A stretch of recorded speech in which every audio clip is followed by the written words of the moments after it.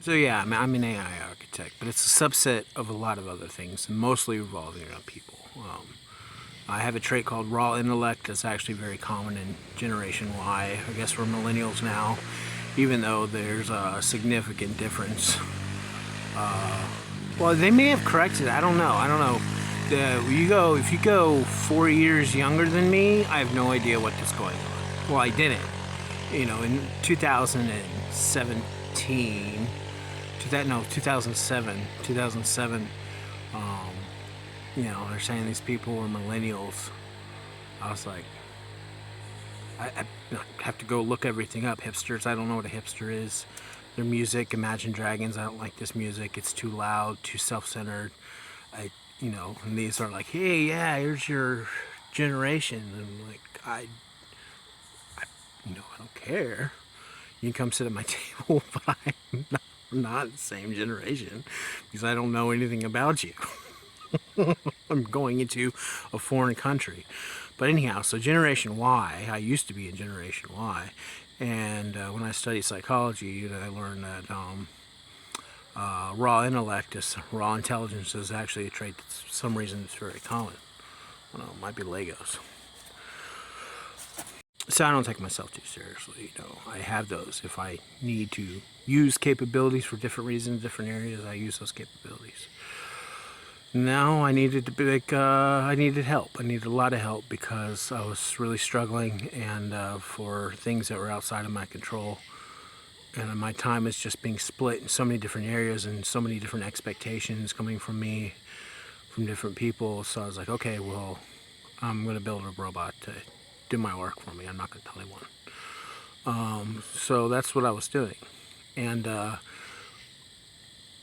I'm building a brain, but I'm thinking about building websites. My attention is focused on building websites. And it's this complex process where I have to teach it how to code, right? So I have to run, take like screenshots of programming documentation, run these images through it, teach it how to code through programming documentation, which means I need to teach it how English, which means I need to build functionality for that, and then it needs to be able to take these abstract commands and turn them into motor functions. So I'm just going through towards the process of building websites. Then, okay, now I'm done, right? Well, I'm done enough in planning and designing and the flow of logic and designing the system to know that it works, right? Because you don't just, you have to design it first and then you build your machine. So now I know this works. And so, but what I was doing was building the marketing company. I was still doing the marketing thing after I quit. I said that I was going to take that they wanted me to become a company and go all the way with it. And I was really going to take this marketing company I was building and build it into a full marketing company. And that was going to be a fundraiser for robotics, aerospace, and physical security company, right? I was going to build robots, home robots, and jet airplanes, and physical security systems. And this marketing company was a fundraiser for that.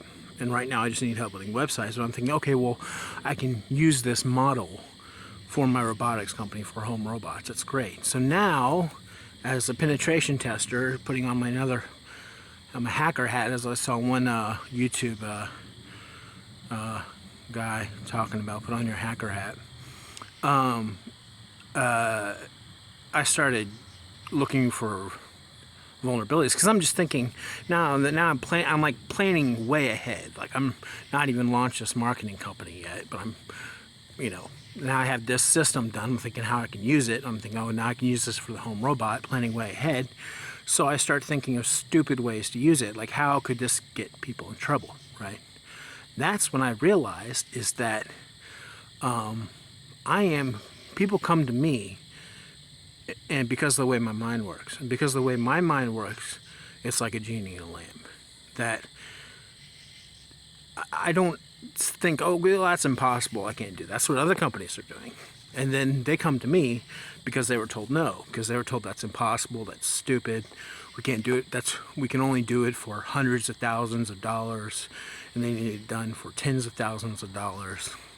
So they come to me and say, Adam, can you do this? And it's, one time I did something in 2 days that the previous company before me took them a year and $750,000, and I did it in 2 days with my methods and ways of thinking about things.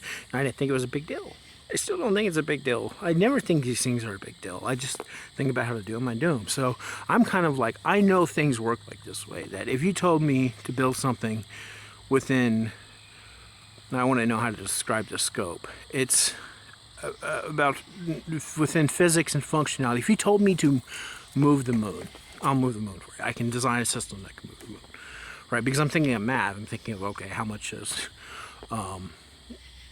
what is the mass of the moon? What is type of, what are the number? What is a number on forces that's going to take to move the moon? And I'm just going to work on the problem. And I'm going to come to a resolution. I'm going to come to, the things I'm thinking in my head are pretty serious. How to move the moon. But I'm just going to think of a way to solve the problem and give you a solution, not with the disconnection from any type of wow, oh, just this thing going on in your head that's too big to comprehend. To me, it's just math, and can I do it? Yeah, I can do that. That makes you like a god. No, it doesn't. It makes me an engineer.